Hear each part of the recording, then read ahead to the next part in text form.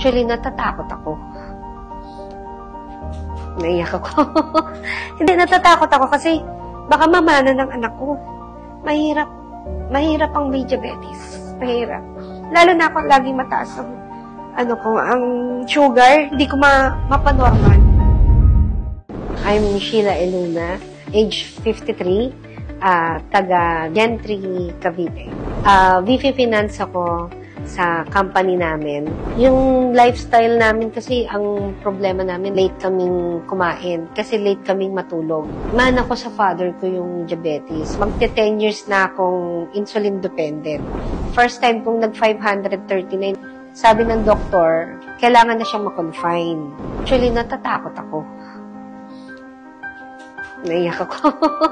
Hindi, natatakot ako kasi baka mamana ng anak ko.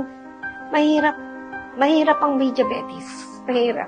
Lalo na ako laging mataas ang sugar. Hindi ko mapanormal. Yun yung kinatatakot ko na ma-adapt nila. Kasi ako na-adapt ko dahil sa parents.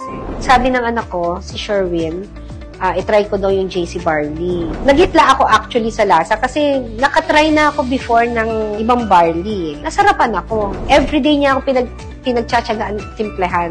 First time kong nag-142.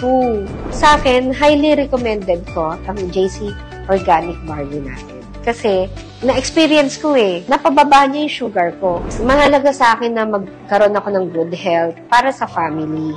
Makaka-cope ako, makakasabay ako sa kanila. Kahit saan sila pumunta, kaya kong sumama. Hi! I'm Sheila Eluna, and I choose JC.